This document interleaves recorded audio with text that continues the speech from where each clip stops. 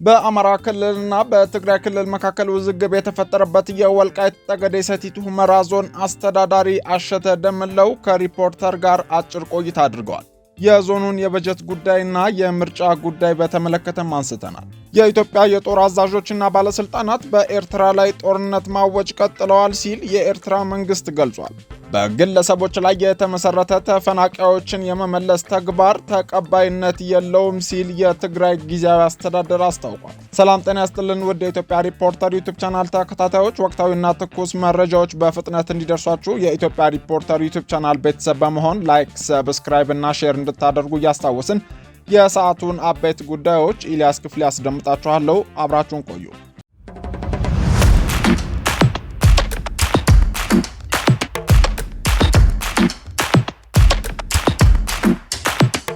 የሲቢ አካውንት ብቻ ነው እንዲያለ አሁንማ እድሜ ለሲቢ የነጋዴዎች QR ኮድ ሲስተም ለማንኛውም የክፍያ አማራጮች QRውን በቀላሉ ስካን በማድረግ ብቻ ወደ ሲቢ አካውንት መላክ ትችላለህ። የሲቢ የነጋዴዎች QR ኮድ ሲስተም ግብይትን ያቀላል።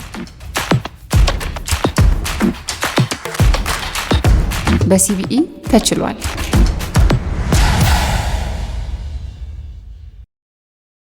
በግለሰቦች ላይ የተመሰረተ ተፈናቃዮችን የመመለስ ተግባር ተቀባይነት የለውም ሲል የትግራይ ጊዜያዊ አስተዳደር አስታወቀ። የትግራይ ክልል ጊዜያዊ አስተዳደር የኮሚኒኬሽን ጉዳዮች ቢሮ ባወጣው መግለጫ በጦርነቱ የተፈናቀሉ ሰዎችን የመመለስም ሆነ የክልሉን ግዛታዊ አንድነት የመመለስ ተግባር የሚከናወነው በፕሪቶሪያው ስምምነት ብቻ ነው ሲል አስታውቋል። ከ2 ዓመታት በላይ የተካሄደውን ደም አፋሳሽ ጦርነት የቋጨው የፕሪቶሪያው ስምምነት ከተፈረመ 3 ዓመታትን ያስቆጠረ ቢሆንም የፌዴራሉ መንግስት የተለያዩ ምክንያቶችን በማቅረብ እንዳይፈጸሙ አድርጓል በማለትም ወቅሷል። ከቅርብ ጊዜያት ወዲህም ስምምነቱን ወደ ጎን በማድረግ ከተፈናቃዮች ፍላጎትና ከጊዜያዊ አስተዳደሩ ዕውቅና ውጪ በግለሰቦች ፍላጎት ላይ ተመስርቶ የፌዴራሉ መንግስት ተፈናቃዮችን ለመመለስ የሚያደርገው እንቅስቃሴ ተቀባይነት የለውም ሲል ጊዜያዊ አስተዳደሩ አውግዟል።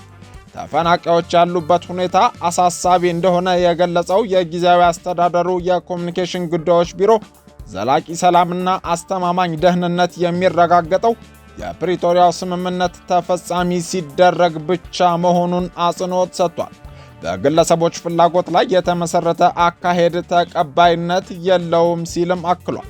ተፈናቃዮችን የማስመለስ ሂደቱ ደህንነታቸውን ባስጠበቀ መልኩ መሆን እንዳለበት በመጥቀስም ይህንን ማረጋገጥ የሚቻለው ግን አሁንም የፕሪቶሪያውን ስምምነት ተፈጻሚ በማድረግ ብቻ ነው ብሏል።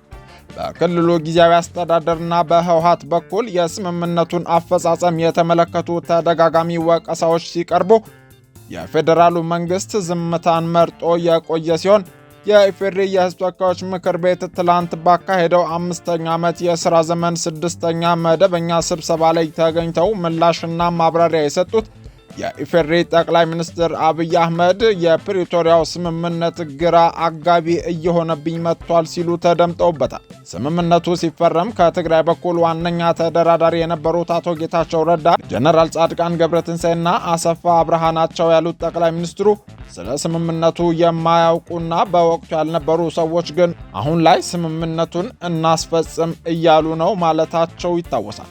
ህወሓት በተፈናቃዮች ፖለቲካ መስራት ያቁም ሲሉም ጠቅላይ ሚኒስትሩ ተናግረዋል። ስማርት ቴክኖሎጂ በመታገዝ የፊት ገጽን ወይም የጣት አሻራን በመጠቀም በራስ አገዝ አገልግሎት ወይም በባንካችን ሰራተኞች ታግዘው ሂሳብ መክፈት፣ ገንዘብ ገቢ ወጪ ማድረግም ሆነ ሌሎች ፈጣንና ደህንነቱን የጠበቀ የተሟላ የባንክ አገልግሎቶች ያገኛሉ። አቢሲኒያ የሁሉም ምርጫ። በአማራ ክልልና በትግራይ ክልል መካከል ውዝግብ የተፈጠረበት የወልቃይት ጠገዴ ሰቲት ሁመራ ዞን አስተዳዳሪ አሸተ ደምለው ከሪፖርተር ጋር የዞኑን የበጀት ጉዳይ፣ የተፈናቃዮች መመለስ እንዲሁም የምርጫ 2018 ጉዳዮችን በተመለከተ አጭር ቆይታ አድርገዋል። ገና ስምምነት ነው፣ ገና መንገድ ላይ ነው ያለ። ገና በቃል ስምምነት ነው ያለ። ሲተገበር ብናወራ ይሻላል። እንደው ምናልባት በቀጥታ ነው ግን በጀቱን ለመልቀቅ የታሰበው እና እሱ ገና ንግግር ላይ ነው ያለ ነው።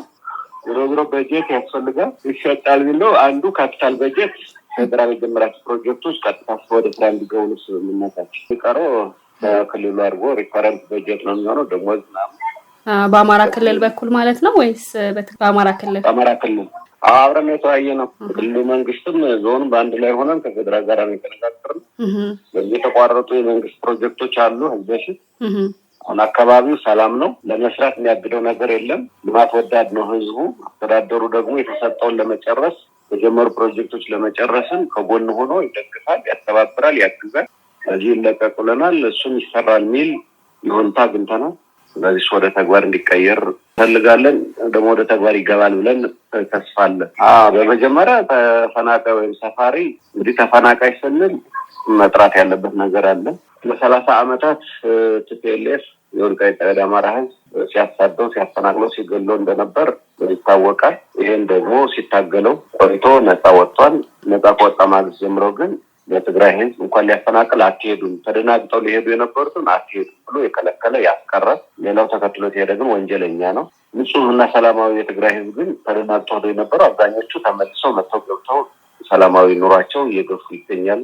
እዚህ የወልቃይት ጠገዴ አማራ ህዝብ ደግሞ በአብሮነት የሚያምን ነው፣ ተደጋግፎ መኖር የሚወድ ነው። ስለዚህ ጠቡ ከህወሓት ጋር እንጂ ከትግራይ ህዝብ ጋር እንዳልሆነ ይታወቃል። እና ይህን ሁሉ ያደረገ ግፍ ያደረሰበትን ወንጀል የሰራበትን አካል በህግ ይጠየቅ። ንጹህና ሰላማዊ ግን የትግራይ ህዝብ ተመልሶ መኖር ማንም የከለከለው የለም።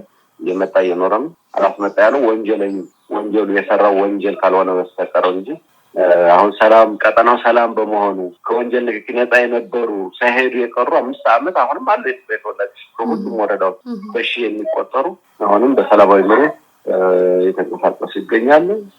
ተደናግጠው ሄደው የነበሩ ወደ ሱዳንም ወደ ትግራይ ተከዜ ሻገር ሄደው የነበሩ አሁንም መጥተው በራሳቸው ይሄ ሰላማዊ ነው ምንም እንትን የለም አብረን የምንኖር ብሎ ነው መጥተው ሰላማዊ እንቅስቃሴያቸው እየኖሩ ነው። ስለዚህ ከወንጀል ነፃ የሆኑ ሰላማዊ የሆኑ መጥተው እየኖሩ ነው ያሉትና አሁንም ቢሆን እኛ ዝግ አይደለም። ለሰላም በራችን ክፍት ነው፣ ለንግግርም ለውይይትም ልባችንም አእምሯችንም ክፍት ነው ማለት ነው። እና እንግዲህ ተፈናቃይ የወልቃይት ጠገዴ ህዝብ በተለያዩ ቦታዎች ተፈናቅሎ የኖረ ነው። እሱም መመለስ አለበት። በሰላሙ መሰረት አሁን ነፃነቱ አግኝቷል። አጠቃላይ በመላ ሀገራችን አካባቢዎች ላይ ነው የነበረው። ሌሎች አጎራባች ሀገራትም ነበሩ። ከሱዳን የነበረውም ተመልሷል። አሁን እሱም መቋቋም አለበት። ሰላማዊ ሆኖ ደግሞ የትግራይ ተወላጅ ደግሞ መመለስ አለበት። በሰላም ኖረውን መጥቶ በአብሮነት ዘላቂ ሰላም እና አብሮነትን በሚያረጋግጥ መንገድ መቋጨት አለበት ችግሩ። ይሄ ለመፍታት ደግሞ ተፈናቃዮችን መመለስ አለባቸው። ለመመለስ ግን ንግግር፣ ውይይት ያስፈልጋል። ከዚህ የተነሳ ነው ሰላም ሚኒስቴርም አካባቢ ድረስ መጥቶ የነበረው ውይይት ከታች ቀበሌ ድረስ እኛ ህዝባችን ማዋይተናል። ሰላማዊውና ወንጀል ነፃ የሆነው ተወላጅ ተመልሶ መኖር ማንም የከለከለው የለም። እንኳን ልናፈናቅለው አትሄድም ብለን ያስቀረን ህዝቦች ነን። እርቅ ያስፈልጋል፣ ሰላማዊ ንግግር ያስፈልጋል፣ ምክክር ያስፈልጋል፣ ውይይት ያስፈልጋል። ስለሆነም አንዱ ውይይት ከአመራሩ ጋር የነበረው ከማንነትና ወሰን አስመላሽ ኮሚቴ ውይይት የነበረው ይሄን ነው። ስለዚህ ተፈናቃዮች ለመመለስ እነዚህ ውይይቶች በጣም መሰረታዊና አዋጭው መንገድ ንግግርና ምክክር ነው። ምናልባት ጉዳዩ መነጋገር ያስፈልጋል። የደረሰው ግፍና በደል ሰፊም ነው፣ ጥልቅም ነው። በቀላሉ የሚቋጭ ባለመሆኑ የህዝቦች ውይይት፣ ህዝብ ለህዝብ መቀራረብ አንዱ ስራ ተደርጎ የተያያዘ ነው። በሰላም ሚኒስቴር ምርጫ እንግዲህ 6ኛው ሀገራዊ ምርጫ ባለፉት 2013 ላይ በተካሄደው ዞን አስተዳደርና ህዝብ ባለመሳተፉ ህዝቡ ድምፁ የሚያሰማበት አንዱ ዲሞክራሲያዊ መንገድ ምርጫ ተካሂዶ በፓርላማ በክልል ምክር ቤት ሲወከል ስለሆነም 7ኛው ሀገራዊ ምርጫ ደግሞ አሁንም በወልቃይት ጠገዴ ምርጫ መካሄድ አለበት የሚል መንግስታችን ወስኗል። ይህ ውሳኔ ደግሞ ተገቢና ትክክል ነው ብለን እኛም ተቀብለነዋል። የሚቀረው ዝርዝር አፈጻጸሙ ላይ ይቀረዋል። በዋና አጀንዳ ግን ምርጫ ይካሄድ አይካሄድ የሚለው ይካሄድ። ምርጫ ለመካሄድ ወልቃይት ጠገዴ ምርጫ ለማካሄድ አስቻይ ሁኔታዎችንም አሉ። አንዱ አስቻይ ሁኔታ አንጻራዊ ሰላም አለ። ስለዚህ ምርጫዎች ሲካሄድ ደግሞ ሰላማዊ፣ ዲሞክራሲያዊ፣ ተአማኒ መሆን ስላለበት ይሄን ወልቃይት ጠገዴ ሰቲት ሁመራ ዞን አስተዳደር አሟልቷል። ቀጠናው ሰላም ነው አሉ። አብረን የተወያየ ነው ከአማራ ክልል ጋር ማለት ነው። በጋራ ተደርጎ ነው ተነጋገርነው የተወያየ ነው። ምርጫው መካሄድ አለበት።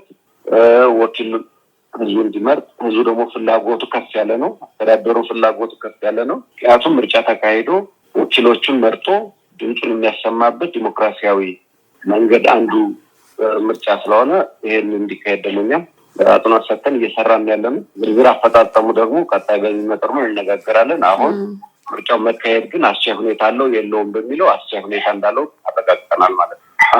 ገና እሱን አምጡ ረግጡና የሚል ነገር የለም። ኦልሬዲ ስለሚታወቅ በጀት በህዝብ ቀመሩ ስለሆነ በዛ መሰረት ይመደባል ብለን ተስፋ እናደርጋለን።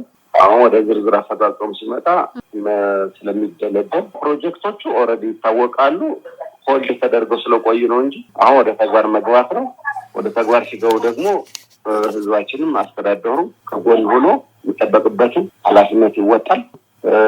ሌላው ግን በህዝቡ በጀት መሰረት ቀመሩ ይመጣል ብለን እናስባለን። በፌዴሬሽን ምክር ቤት ይታወቃል የበጀት ቀመር በዚህ አግባብ ይመጣል የሚል ተስፋ አለን።